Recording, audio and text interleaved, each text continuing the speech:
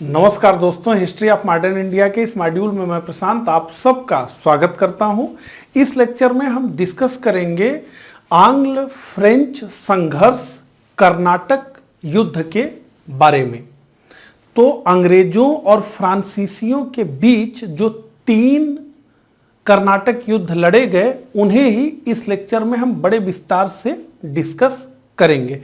तो चलिए इस लेक्चर की शुरुआत करते हैं। तो अब हम बात करेंगे फ्रेंच आंग्ल संघर्ष कर्नाटक युद्ध के बारे में। तो देखिए, जिसे हम 3 कर्नाटक युद्ध के नाम से जानते हैं, असल में इतिहास के क्रमबद्धता के लिए और भारत के इतिहास की क्रमबद्धता के लिए और उसे ठीक प्रकार से समझने के लिए हम कर्नाटक युद्ध इसे कहते हैं। असल में ये जो आंग्ल फ्रेंच संघर्ष 3 कर्नाटक युद्ध लड़े गए, ये वैश्विक युद्ध थे अंग्रेजों और फ्रेंच के बीच। तो पहला आंग्ल फ्रेंच कर्नाटक युद्ध जो लड़ा जा रहा था वो भारत में भी अंग्रेजों और फ्रांसीसियों के बीच लड़ा जा रहा था, यूरोप में भी लड़ा जा रहा था।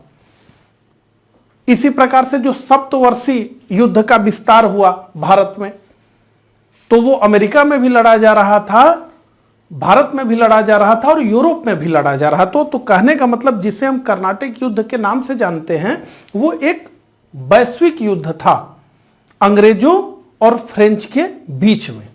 उसमें जो घटनाएं भारत में हुई उन्हें ही हमें इस लेक्चर में समझना है। ठीक है, तो एक परिचय ले लेते हैं। तो 18वीं सदी के मध्य में भारत में अपने प्रभुत्व को स्थापित करने के लिए इंग्लैंड और फ्रांस के बीच 3 युद्ध लड़े गए, जिसको हम जानते हैं कर्नाटक युद्ध के नाम से। ठीक है, कर्नाटक दक्कन के सूबेदार के अधीन एक प्रांत था जिसका शासन नवाबों के हाथों में था। ठीक है, अब देखिए, जो है प्रथम कर्नाटक युद्ध की बात हम करें, उससे पहले उस समय यानी प्रथम कर्नाटक युद्ध के समय यानी 1746 के समय भारत की राजनीतिक स्थिति क्या थी, उसको जो है हम समझना चाहेंगे। तो देखिए, अगर हम मुगल साम्राज्य की बात करें तो मुगल साम्राज्य बहुत कमजोर हो चुका था और मोहम्मद शाह के शासनकाल में बहुत सारे क्षेत्रीय राज्य उभर करके आ चुके थे।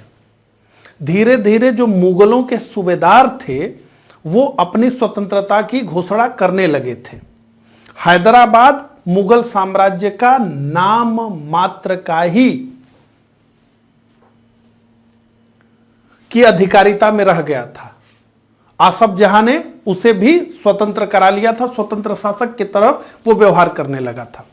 उसी तरीके से मुर्शिद कुली खान ने बंगाल में अपने स्वतंत्रता की घोषणा कर दी। नाम मात्र का ये जो है मुगल साम्राज्य के अधीन स्वयं को दर्शाते थे।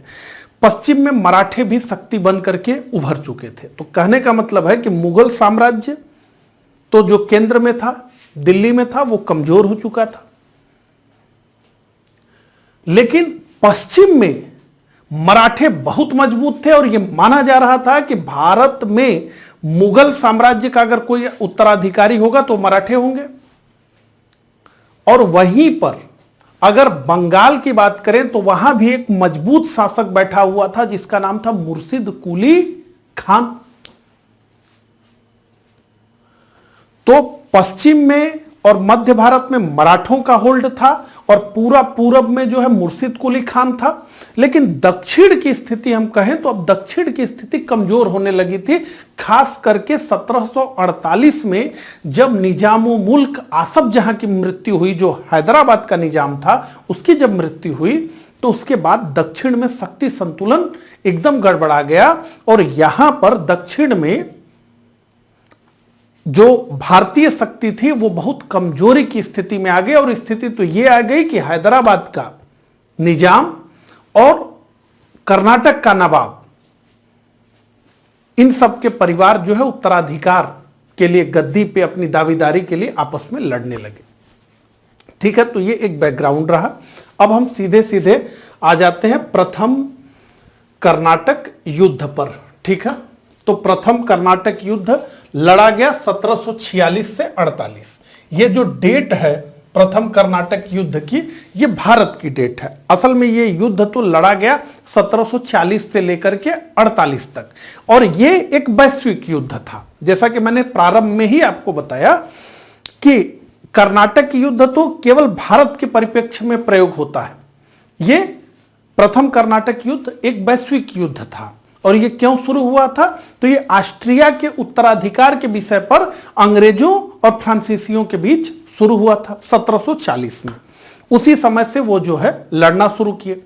तो भारत में भी ये समझा जाने लगा कि अब जब यूरोप में जो है फ्रेंच और ब्रिटिश लड़ रहे हैं, तो भारत में भी इनके बीच युद्ध प्रारंभ हुआ, लेकिन बहुत लंबे समय तक शांति बनी रही। कहा जाता है कि अंग्रेजों ने भी प्रयास किया, फ्रांसीसियों ने भी प्रयास किया, लेकिन फाइनली 1746 में अंग्रेजों की तरफ से जो है शुरुआत हुई। बार्नेट के नेतृत्व में अंग्रेजी सेना द्वारा कुछ फ्रांसीसी जलपोतों को पकड़ लिया गया। ठीक है, और इस समय जब यह घटनाक्रम हुआ, तो इस समय जो पांडिचेरी का फ्रांसीसी गवर्नर था वो था डुप्ले, बहुत महत्वपूर्ण आंग्ल कर्नाटक युद्धों का एक किरदार डुप्ले। और मद्रास का गवर्नर था मोर्स, अंग्रेजों का गवर्नर मोर्स था मद्रास का। ठीक है, अब जो है जैसे ही यह घटनाक्रम हुआ, वैसे ही डुप्ले ने ला बुर्दाने को जो है चिट्ठी लिखी। वो मॉरिशस में फ्रांसीसी गवर्नर था ला बुर्दाने। तो ला बुर्दने को जो है इसने चिट्ठी लिखी कि भैया आओ और यहां जो है हमारी मदद करो। तो ला बुर्दने आया और डुप्ले और ला बुर्दने की संयुक्त सेना ने मिलकर, यानी फ्रांसीसियों ने मिलकर के मद्रास को जीत लिया। किसको जीत लिया? मद्रास को जीत लिया। तो मद्रास ब्रिटिशों का, लेकिन उसको जीत लिया अब फ्रांसीसियों ने। अब जो ये पूरा घटनाक्रम हो रहा था, वो घटनाक्रम को अंजाम दिया जा रहा था कर्नाटक में। और कर्नाटक का उस समय का नवाब था अनवरुद्दीन। तो कर्नाटक के नवाब अनवरुद्दीन ने हस्तक्षेप किया और ये कहा कि हमारे राज्य में तुम लोग इस तरह झगड़ नहीं सकते, इस तरीके से तुम लोग जो है युद्ध नहीं कर सकते, इस युद्ध को तुम बंद करो। तो डुप्ले ने उसे झांसा देने का प्रयास किया कि देखिए हमने मद्रास की घेराबंदी कर ली है, अंग्रेजों को भगा करके मद्रास आपको सौंप देंगे। लेकिन अनवरुद्दीन ने कहा कि नहीं, और इसने जो है फाइनली ये तय किया अनवरुद्दीन ने कि फ्रांसीसियों को हम मजा चखाएंगे, यानी इनके ऊपर सैनिक कार्यवाही हम करेंगे। हमारे कहने से ये नहीं मानना है तो हम सैनिक कार्यवाही करेंगे। अब यहीं पर रुक करके थोड़ा सा मैप से मैं समझाना चाहूंगा एक विषय, उसके बाद हम जो है गति पकड़ लेंगे। थोड़ा सा हम पीछे आएंगे। ठीक है, देखिए ये मैप आपको दिख रहा है, यहां पर हैदराबाद आपको दिख रहा होगा। ये जो सर्कल हमारा है ये हैदराबाद है। ठीक है, हैदराबाद क्या है? तो हैदराबाद मुगलों का एक सूबा है। ठीक है, औरंगजेब जैसा कि आप जानते हैं कि दक्षिण की सभी शक्तियों को उसने तहस नहस कर दिया जो है, और पूरा उसका विस्तार हो गया। तो हैदराबाद एक सूबा बना मुगलों का।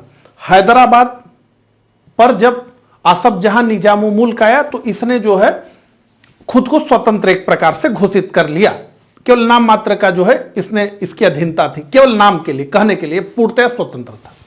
तो हैदराबाद एक सूबा था मुगलों का।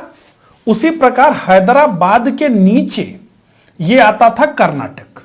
ठीक है, तो हैदराबाद में जो बैठता था उसे हम निजाम कहते थे, और कर्नाटक में जो बैठता था उसे हम क्या कहते थे? उसे हम नवाब कहते थे। यहां पर एक बात मैं आपको और बताऊं कि आज का जो कर्नाटक आप समझ रहे हैं, आजादी के बाद का कर्नाटक, वो कर्नाटक उस समय का कर्नाटक नहीं था। ये कर्नाटक जो है पूर्वी घाट पर था। ये आप देखिए जो मद्रास का इलाका है इसे ही कर्नाटक कहते थे। तो ये दोनों बड़े बड़े सूबे थे। तो मुगलों के नीचे कौन था? हैदराबाद था, और हैदराबाद के नीचे कौन था? कर्नाटक था। यानी मुगलों का सूबेदार हैदराबाद का निजाम, और हैदराबाद के निजाम का उप सूबेदार था कर्नाटक का नवाब। लेकिन न तो हैदराबाद का निजाम मुगलों को अपना सुपीरियर मानता था, यानी उनकी अधीनता नहीं स्वीकार करता था, और करता भी था तो केवल नाम का कहने का यह स्वतंत्र था। उसी प्रकार हैदराबाद से कर्नाटक भी स्वतंत्र था।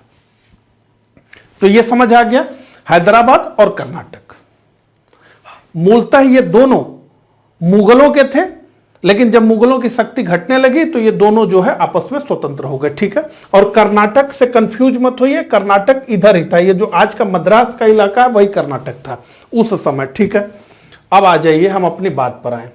तो हमने कहा कि कर्नाटक के नवाब अनवरुद्दीन ने कहा डुप्ले से कि युद्ध बंद करो, ये सब मत करो, हमारे राज्य में नहीं करो। डुप्ले नहीं माना, तो नवाब ने कहा कि इसको मजा चखाना होगा। तो नवाब अनवरुद्दीन ने जो है क्या किया कि महफूज खां के नेतृत्व में 10,000 की भारतीय सेना को भेजा कि जाओ भाई, इनको जो है फ्रांसीसियों को मजा चखा करके आओ, ये जो है बात नहीं मान रहे हैं। ठीक है, तो इस युद्ध का नाम है सेंट थोमे का युद्ध। ये 1748 में लड़ा गया। प्रथम कर्नाटक युद्ध का ये सबसे महत्वपूर्ण युद्ध है, सेंट थोमे का युद्ध। किसके किसके बीच हुआ? तो फ्रांसीसियों के बीच और नवाब अनवरुद्दीन के बीच। तो फ्रांसीसियों की तरफ से लीड जिस व्यक्ति ने किया उसका नाम था कैप्टन पैराडाइज, और इसके नेतृत्व में कुल सेना कितनी गई? तो 230 फ्रेंच और 700 भारतीय सैनिक। तो लगभग मोटे तौर पे कहें तो 1000 से भी कम की सेना लेकर के कैप्टन पैराडाइज चला। नवाब अनवरुद्दीन की तरफ से महफूज खां 10,000 की भारतीय सेना को लेकर के आया, और आपको आश्चर्य होगा इस युद्ध का परिणाम यह रहा कि 1000 की फ्रेंच सेना ने 10,000 की भारतीय सेना को हरा दिया, और उस भी फ्रेंच सेना में भी 700 भारतीय ही थे। ये जो घटनाक्रम हुआ ये बहुत महत्वपूर्ण हुआ। कैसे? पहले तो ये कि स्पष्ट रूप से एक यूरोपीय शक्ति ने एक भारतीय नवाब की सेना को हरा दिया, यानी एक भारतीय शक्ति को हरा दिया। और ये कर्नाटक का नवाब कोई छोटा सा शासक नहीं था, बहुत बड़ी टेरिटरी पर शासन करने वाला था कर्नाटक का नवाब। तो कर्नाटक के नवाब की 10,000 की सेना, और युद्धों के लिहाज से 10,000 की सेना अगर ज्यादा नहीं है तो कम भी नहीं है, 10,000 की सेना को एक यूरोपीय कंपनी ने हरा दिया। यह पहला महत्वपूर्ण विषय। और दूसरा यह कि यह स्पष्ट हो गया कि मध्य युगीन परंपरागत सैन्य प्रणाली से अब आधुनिक यूरोपीय प्रशिक्षित सैनिकों से पार नहीं पाया जा सकता। तो अब जो छोटी सेना, ट्रेनिंग वाली सेना, आक्रामक तरीके से युद्ध करने वाली सेना, आधुनिक शस्त्रों से युद्ध करने वाली सेना का मुकाबला जो है मध्य युगीन सेनाएं नहीं कर पाएंगी। और संख्या का महत्व अब युद्ध में बहुत अधिक नहीं हो गया, बल्कि संसाधन का महत्व जो है, ट्रेनिंग का महत्व जो और अनुशासन का महत्व अधिक है, यह भी स्पष्ट हो गया। और यहीं से कहते हैं कि डुप्ले का जो एम्पायर बिल्डिंग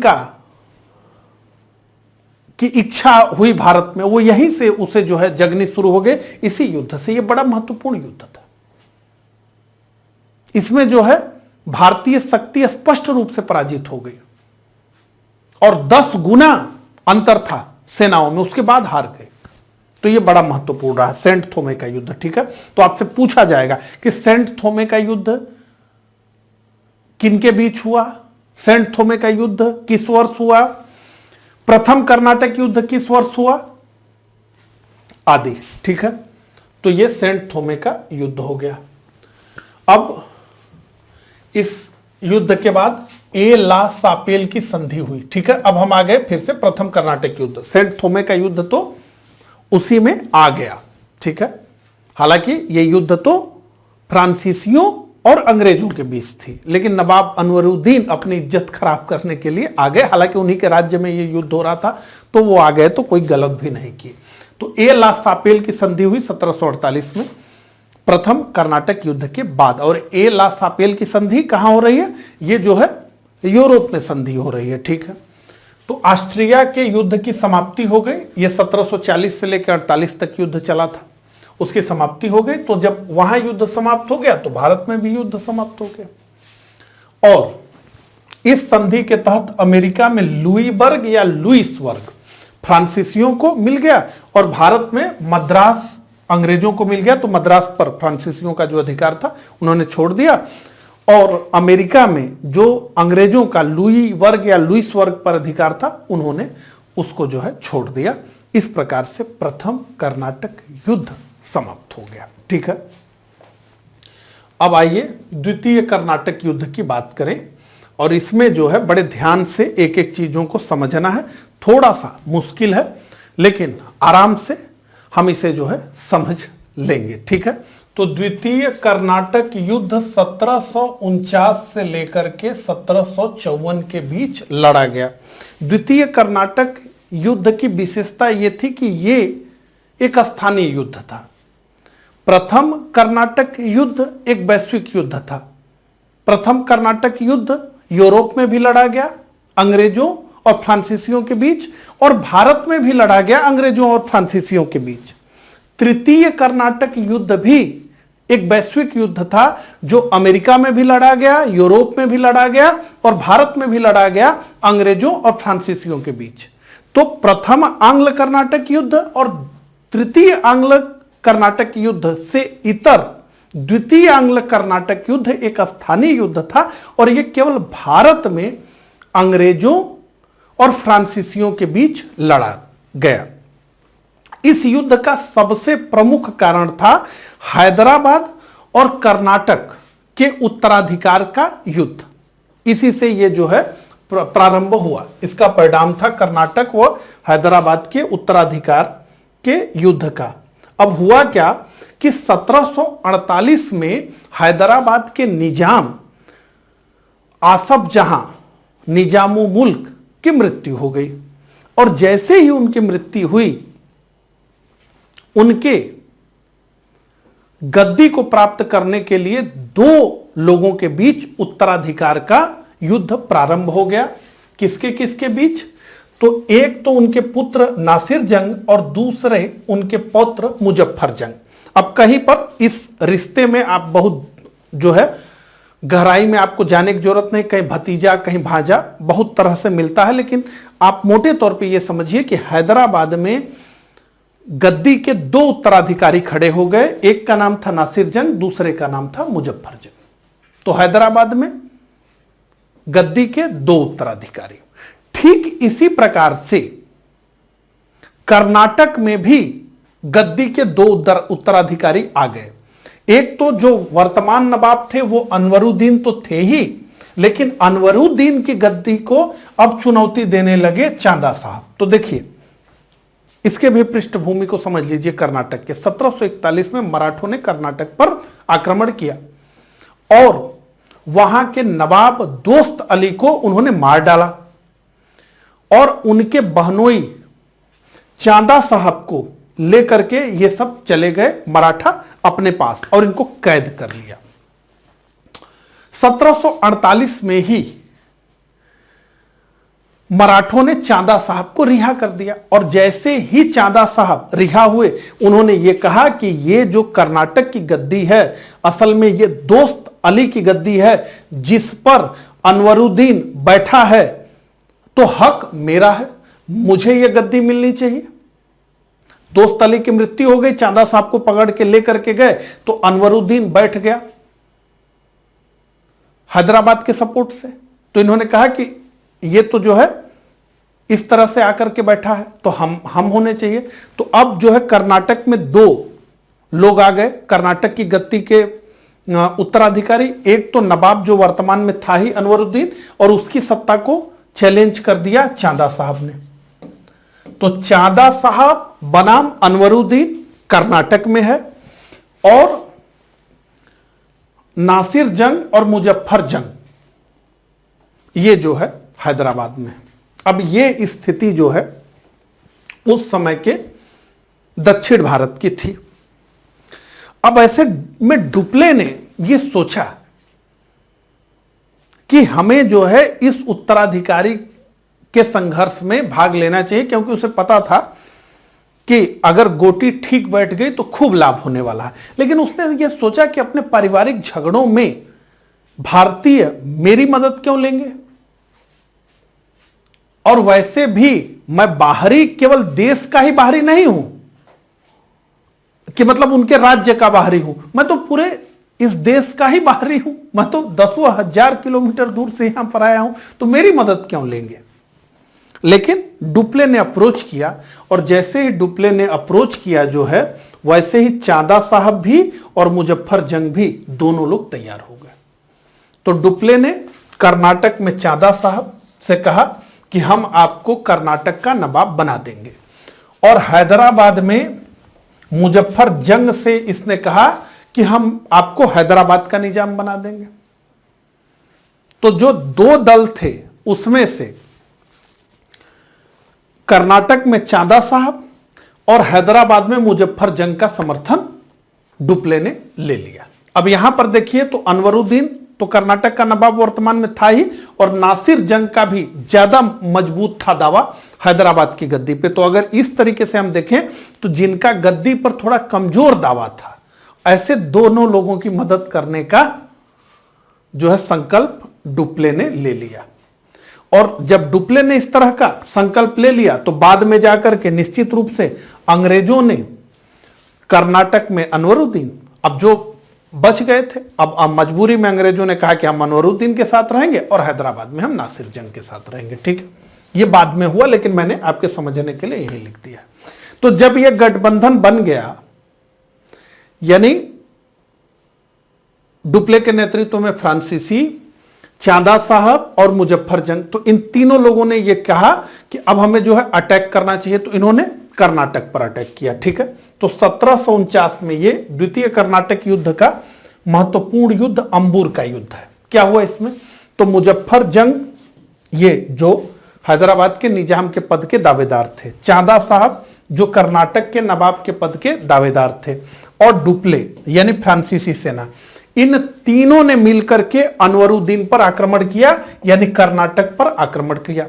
और चूंकि तीन शक्तियां एक साथ अनवरुद्दीन पर टूट पड़ी, तो अनवरुद्दीन जो है इस हमले को झेल नहीं पाया और इस युद्ध में वो मारा गया। और अनवरुद्दीन का जो पुत्र था मोहम्मद अली, वो भाग करके पहुंच गया कर्नाटक में ही एक जगह है त्रिचनापल्ली, वहां किला है, उसमें उसने शरण ले ली, और त्रिचनापल्ली के किले में शरण लेकर के उसने जो है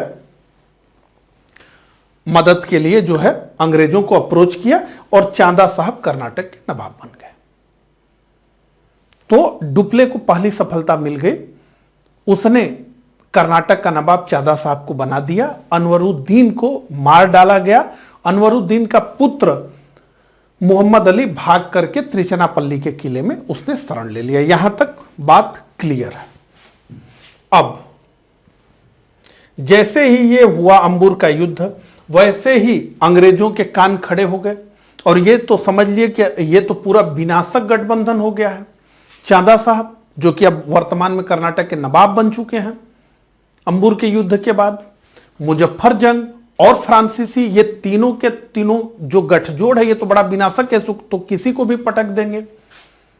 तो ऐसे में अंग्रेजों ने नासिर जंग को अप्रोच करना शुरू किया, और अंग्रेज प्लस नासिर जंग इन दोनों ने मिलकर के कर्नाटक पर आक्रमण कर दिया, और इन्होंने मुजफ्फर जंग, चांदा साहब और डुप्ले की संयुक्त सेना को पराजित कर दिया। इस बार अंग्रेजों ने और नासिर जंग ने दोनों ने मिलकर के किसको हरा दिया, तो मुजफ्फर जंग, चांदा साहब और डुप्ले को पराजित कर दिया।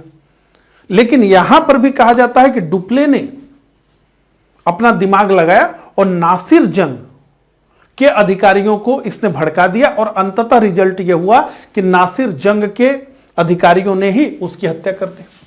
तो अब नासिर जंग मारा गया। तो दो लोग मार दिए गए, समझिएगा, एक अनवरुद्दीन मार दिए गए और एक नासिर जंग मार दिए गए। तो अनवरुद्दीन को मारा गया तो चांदा साहब बैठे गद्दी पर और चांदा साहब फ्रांसीसी सपोर्ट से बैठे। अब यहां पर जो है नासिर जंग को मार दिया गया। अब केवल हैदराबाद के गद्दी का एक वारिस बचा मुजफ्फर जंग। तो तुरंत डुप्ले ने मुजफ्फर जंग को हैदराबाद का निजाम बना दिया और इसके बदले में फ्रेंच ईस्ट इंडिया कंपनी को बहुत सारा क्षेत्र और धन प्राप्त हुआ। बहुत हम रिलीवेंट नहीं है, लेकिन आप ये जान लीजिए कि बहुत जबरदस्त लाभ हुआ फ्रेंच ईस्ट इंडिया कंपनी को। ठीक है, लेकिन अभी ये कहानी यही नहीं रुकने वाली है।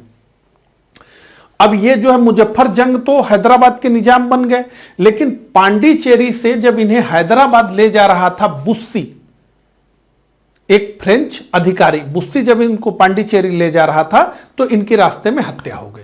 अब इसमें बहुत सारी चीजें हैं, हमें मोटे तौर पे मैं आपको समझा रहा हूं। इनकी हत्या हो गई और जैसे ही मुजफ्फर जंग की हत्या हुई, अब ये निजाम बन चुके हैं लेकिन इनकी हत्या हो गई, तो बुस्सी ने दिमाग लगाया और निजाम के दूसरे पुत्र सलावत जंग को हैदराबाद का निजाम बना दिया कि भाई अब तुम बन जाओ सलावत जंग। तो मतलब नासिर जंग भी मारा गया, मुजफ्फर जंग भी मारा गया और सलावत जंग का भाग्य खुल गया। अब यह हैदराबाद का निजाम हो गया। ठीक है, अब यहां पर यह समझिए कि अभी तक क्या स्थिति है। तो अभी तक स्थिति है कि फ्रेंचों ने दो लोगों को और दो बड़े बड़े स्टेट के उत्तराधिकारियों को गद्दी पर बैठा दिया। सलावत जंग अब हैदराबाद के निजाम है और चांदा साहब कर्नाटक के नवाब हैं और ये दोनों लोग फ्रांसीसी प्रभाव में हैं और इनसे सहायक संधि तरह का डुप्ले ही था जो कि सब्सिडरी अलायंस लेकर के आया, उसी का चलाया हुआ था, जिसको बाद में बेलेजेली ने बहुत आगे बढ़ाया। यानी कि आपके राज्य में फ्रेंच सेना रहेगी और उसका खर्च कौन देगा? आप ही देंगे, यानी वो स्टेट देगा।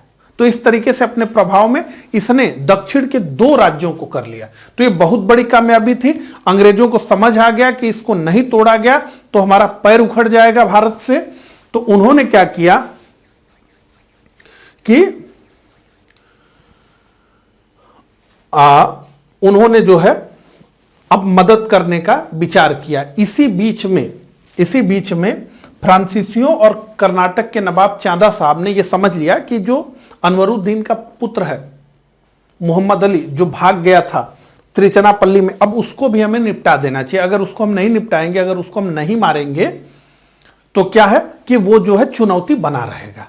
तो उसको भी हमें हटा देंगे तो हमारी चुनौती समाप्त हो जाएगी। तो ये सोच करके फ्रांसीसी और कर्नाटक के नवाब चांदा साहब ने मोहम्मद अली की शरण स्थली त्रिचनापल्ली को घेर लिया। मोहम्मद अली ने अंग्रेजों से मदद मांगी कि भैया हमारी मदद करो, हमें तो अभी घेर लिया गया है। ठीक, अब यहां पर जो है आप समझिए कि त्रिचनापल्ली को फ्रांसीसियों और चांदा साहब ने घेरा हुआ है। मोहम्मद शाह जो है, मोहम्मद अली उसमें है और इधर जो है ब्रिटिश भी वहीं पर पहुंच गए। अब ये जो है प्रश्न है कि किस प्रकार से त्रिचनापल्ली को हम जीते और किस प्रकार से मोहम्मद अली को हम बाहर निकाल के आए, अंग्रेजों के लिए मैं कह रहा हूं। इसी समय सारी शक्ति चांदा साहब की भी, फ्रांसीसियों के भी और अंग्रेजों के भी त्रिचनापल्ली में लगी हुई थी। लेकिन उसी समय एक सामान्य से क्लर्क ने एक बड़ा जबरदस्त आइडिया दिया और उसने यह कहा कि यह त्रिचनापल्ली को घेर करके रखने का लाभ नहीं है। अगर हम इसे नहीं जीत पा रहे हैं तो एक काम हम क्यों नहीं करते हैं कि कर्नाटक राज्य की जो राजधानी है आरकट, उसी को हम घेरा डाल दें। तो मतलब चांदा साहब आकर त्रिचनापल्ली में घेरा डाले हुए हैं और फ्रेंच भी त्रिचनापल्ली में घेरा डाले हैं। सारी शक्ति त्रिचनापल्ली में है और आरकट जो मेन इनकी राजधानी है वही खाली है। तो हम त्रिचनापल्ली को क्यों घेर करके बैठे अंग्रेजों को, उन्होंने कहा, बल्कि हम आरकट को ही जीत लें। यह क्रांतिकारी विचार था कि हम राजधानी ही इनकी ले लें और ये दिया था क्लाइव ने। इसके बाद से ही क्लाइव की पदोन्नति होने लगी। ठीक है, तो अगस्त 1751 में क्लाइव के नेतृत्व में और कुछ मराठा शक्ति की मदद से अंग्रेजों ने एक छोटी सेना की मदद से कर्नाटक की राजधानी आरकट को जीत लिया। अब सोचिए, अब राजा की राजधानी ही उसके हाथ से चली गई, और वो कहां है? त्रिचनापल्ली में। स्थिति समझिए, आपकी राजधानी ही छीन ली गई। तो ये बड़ा क्रांतिकारी जो है आइडिया माना गया। ये हुआ अगस्त 1751 में। तो आरकट को जीतने के बाद क्लाइव और लॉरेंस आगे बढ़े। 1751 में ही चांदा साहब तथा फ्रांसीसी कमांडर ला को पराजित कर त्रिचनापल्ली पर भी इन्होंने अधिकार कर लिया। अब त्रिचनापल्ली पर अधिकार हो गया। चांदा साहब भाग गए और बाद में उनकी हत्या हो गई। तो चांदा साहब का भी चैप्टर क्या हो गया? समाप्त हो गया। और मोहम्मद अली अब कर्नाटक का नवाब बन गया। यानी अब कर्नाटक पर किसका प्रभाव हो गया? अंग्रेजों का। ठीक है, तो अब शक्ति संतुलन हो गया। कर्नाटक पर अंग्रेजों का प्रभाव और हैदराबाद पर फ्रांसीसियों का प्रभाव। ठीक है, 1754 ईस्वी में डुप्ले को वापस बुला लिया गया और उसके स्थान पर गोडेहू को भारत के सभी फ्रांसीसी प्रदेशों का गवर्नर बना करके भेजा गया। और इसी गोडेहू ने पांडिचेरी की संधि कर ली 1755 में, और इस संधि के द्वारा द्वितीय कर्नाटक युद्ध समाप्त हो गया। फ्रांसीसियों और अंग्रेजों ने यह तय किया कि हम जो है राज्यों के आंतरिक मामले में किसी प्रकार का हस्तक्षेप नहीं करेंगे, और दोनों ने एक दूसरे के विजित प्रदेशों को लौटा दिया। पांडिचेरी की यह संधि थी 1795 में, 1755 में हुई द्वितीय आंग्ल कर्नाटक युद्ध के बाद। और ये जैसा कि मैंने कहा कि यह स्थानीय युद्ध था, तो यह संधि भी स्थानीय थी। इसका अप्रूवल अभी जो है होना था, लेकिन इसी बीच में सप्तवर्षीय युद्ध जो है प्रारंभ हो गया। उस पे हम आए, लेकिन उससे पहले मैं आपको बताना चाहूंगा कि बड़े दुखी मन से डुप्ले तो वापस चला गया फ्रांस, गोडेहू आया। गोडेहू ने पांडिचेरी की संधि कर ली। तो डुप्ले ने कहा कि गोडेहू ने अपने देश के विनाश और सम्मान पर हस्ताक्षर कर दिया, यानी पांडिचेरी के संधि पर हस्ताक्षर कर दिया। निश्चित रूप से डुप्ले उस समय तक सर्वाधिक योग्य सेनापति था, उसके मुकाबले का कोई नहीं था। और डुप्ले ने ही भारत में अंग्रेजों के मुकाबले फ्रांसीसियों की सर्वोच्चता को स्थापित करने का महत्वपूर्ण कार्य किया था। डुप्ले ने ही भारत में साम्राज्य स्थापित करने का स्वप्न और देखा भी था, और डुप्ले के ही रास्ते पर जो है उसके प्रतिद्वंदी भी बाद में चले, यानी ब्रिटिश ईस्ट इंडिया कंपनी के अधिकारी भी। सब्सिडरी अलायंस का कॉन्सेप्ट डुप्ले का ही लाया हुआ है। उसने ही कहा कि भाई हम आपको सुरक्षा दे रहे हैं, आप जो है सैनिक का खर्च रखिए, हम आप ही के खर्च पे अपनी सेना रखेंगे। लेकिन डुप्ले को बुला लिया गया। जैसे ही डुप्ले गया, मामला जो है फ्रांसीसियों का कमजोर पड़ गया। ठीक है, तो अब तृतीय कर्नाटक युद्ध, जैसा कि मैंने आपको बताया, द्वितीय कर्नाटक युद्ध के बाद पांडिचेरी की संधि हुई, लेकिन ये एक जो है स्थानीय संधि थी, इस पर अभी मुहर लगनी थी। तभी सप्तवर्षीय युद्ध जो है प्रारंभ हो गया यूरोप में फ्रांसीसियों और अंग्रेजों के बीच। जब तक प्रथम विश्व युद्ध नहीं हुआ था 1914-1919, तब तक सप्तवर्षीय युद्ध को ही विश्व युद्ध कहा जाता था। तो ये बहुत बड़ा युद्ध था। ये प्रारंभ हो गया यूरोप में। जैसे ही यूरोप में प्रारंभ हुआ, भारत में भी युद्ध का वातावरण बनने लगा।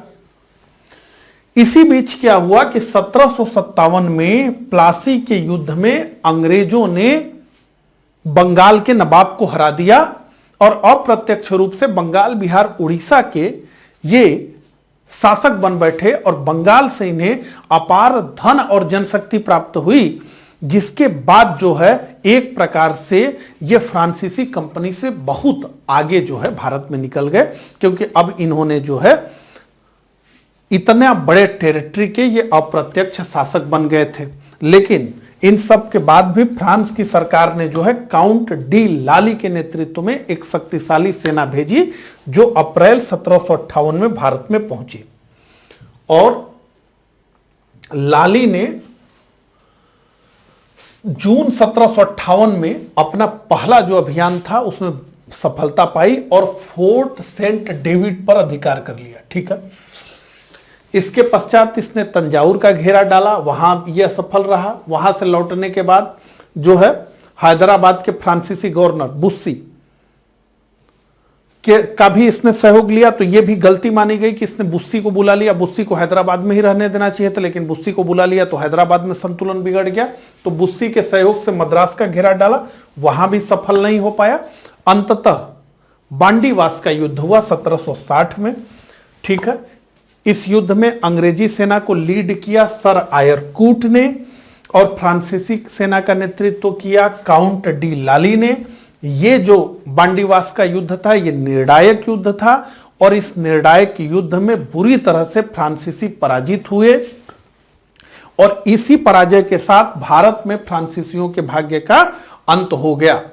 और 1761 में अंग्रेजों ने फ्रांसीसियों के आधार स्थल, उसके हृदय स्थल पांडिचेरी को भी अपने अधिकार में कर लिया और लगभग उसकी सभी बस्तियों पर अंग्रेजों का अधिकार हो गया। ये स्थिति जो है फ्रांसीसियों की हो गई। अंततः पेरिस की संधि हुई 1763। तो यहां पे आप जान लीजिए कि प्रथम कर्नाटक युद्ध, द्वितीय कर्नाटक युद्ध, तृतीय कर्नाटक युद्ध कब लड़ा गया, इसकी तारीख आपको याद रखनी है। प्रथम कर्नाटक युद्ध के बाद कौन सी संधि हुई, द्वितीय कर्नाटक युद्ध के बाद कौन सी संधि हुई और तीसरे कर्नाटक युद्ध के बाद कौन सी संधि हुई, यह भी आपको याद रखना होगा। ठीक है, तो पेरिस की संधि 1763 में हुई बांडीवास के युद्ध में हार के बाद। ठीक है, तो माल्सन ने कहा है बांडीवास के युद्ध के बारे में कि बांडीवास के युद्ध ने उस महान भवन का जिसे ड्यूमा और डुप्ले ने निर्मित किया था ध्वस्त कर दिया। तो उसके बाद यही संधि हुई पेरिस की और इस संधि के द्वारा क्या हुआ, तो यूरोप में सप्तवर्षीय युद्ध समाप्त हो गया, तो भारत में भी युद्ध समाप्त हो गया। भारत में इस संधि की क्या क्या शर्तें थी वो समझ लीजिए। तो फ्रांसीसियों को पांडिचेरी, माही, चंद्रनगर आदि उनके क्षेत्र लौटा दिए गए, लेकिन यह कहा गया कि अब किलाबंदी आप नहीं कर सकते हैं। ठीक है, दुर्गीकरण आप नहीं कर सकते हैं। भारत के पूर्वी तट पर फ्रांसीसी सैनिकों की संख्या सीमित कर दी गई कि इतने ही सैनिक रहेंगे, इस तरह का। बंगाल में फ्रांसीसियों को केवल व्यापार करने का अधिकार प्राप्त हुआ और इस प्रकार से उनकी राजनीतिक शक्ति का पूर्णतः अंत कर दिया गया। दक्षिण में मोहम्मद अली को कर्नाटक का नवाब और सलावत जंग को हैदराबाद का निजाम स्वीकार कर लिया गया, किंतु वहां से फ्रांसीसी प्रभाव को समाप्त कर दिया गया हैदराबाद से। ठीक, तो तृतीय कर्नाटक युद्ध निर्णायक रहा, जिसके पश्चात फ्रांसीसी भारत में एक स्वतंत्र शक्ति के रूप में समाप्त हो गए तथा अंग्रेजों के लिए भारत में साम्राज्य विस्तार का मार्ग क्या हो गया, प्रशस्त हो गया। ठीक है, तो अब जो है हम समझना चाहेंगे कि फ्रांसीसी कंपनी की असफलता का क्या कारण था, फ्रांसीसी कंपनी क्यों असफल हो गई अंग्रेजों के सामने। ठीक है, तो देखिए इसका एक कारण यह बताया जाता है कि ब्रिटिश कंपनी जो थी वो निजी कंपनी थी और इसके साथ साथ ही ब्रिटिश कंपनी जो है आर्थिक रूप से बहुत मजबूत हो गई थी और जो फ्रेंच कंपनी थी वो एक सरकारी कंपनी थी। तो फ्रेंच सरकार के निर्णयों का प्रभाव फ्रेंच ईस्ट इंडिया कंपनी पर पड़ता था। ठीक है, लेकिन ब्रिटिश ईस्ट इंडिया कंपनी पर उस तरह का प्रभाव नहीं पड़ता था ब्रिटिश सरकार का कि वहां पर क्या हो रहा है। ठीक है, तो ये जो है एक सरकारी संस्था की तरह फ्रांस की कंपनियां थी और इसलिए इसके कर्मचारियों में निष्ठा की थोड़ी कमी थी, उस तरह की जो है निष्ठा और कर्मपरायणता नहीं थी। आप समझ ही सकते हैं, भारत में रहते हैं तो निजी कंपनी और सरकारी कंपनी का अंतर। इसके अलावा कई लोगों का मानना है कि एक बहुत महत्वपूर्ण कारण रहा कि अंग्रेजों की जो जल सेना थी वो बहुत मजबूत थी, तो सामुद्रिक शक्ति के बल पर जो है अंग्रेज आगे रहे। हालांकि ये कारण है, महत्वपूर्ण कारण है, लेकिन इसके अलावा भी बहुत सारे कारण है। ठीक है, इसके अलावा बंगाल विजय के बाद जो है, जैसा कि मैंने आपको बताया कि ब्रिटिशों के पास बहुत अपार धन और सैन्य शक्ति की जो है इनको प्राप्ति हुई, उसके बाद जो है फिर कोई इनके जो है मुकाबले में नहीं रह गया। इसके अलावा फ्रांसीसी सेनापतियों की तुलना में अंग्रेज सेनापतियों का अधिक कुशल होना। तो देखिए, जैसे डुप्ले को वापस बुलाया गया, डुप्ले के बाद जो है उस तरह का कौशल कोई नहीं दिखा पाया। काउंट डी लाली के बारे में यह कहा जाता है कि वो धैर्यवान नहीं था और वो कटु बोलने वाला था, उस तरह का लीडर नहीं था। वो योद्धा तो बढ़िया था लेकिन नेतृत्व करता जो है वो अच्छा नहीं था। ठीक है, तो ये सारे कारण जो है रहे जिसकी वजह से फ्रांसीसी जो है कामयाब नहीं हो पाए। ठीक है, तो इस प्रकार से हमने 3 आंग्ल फ्रेंच कर्नाटक युद्ध की बात की। मुझे कमेंट करके जरूर बताइएगा कि मेरा ये प्रयास आपको कैसा लगा। मिलता हूं इसी तरह के अगले लेक्चर में, तब तक के लिए आप सभी को नमस्कार, धन्यवाद।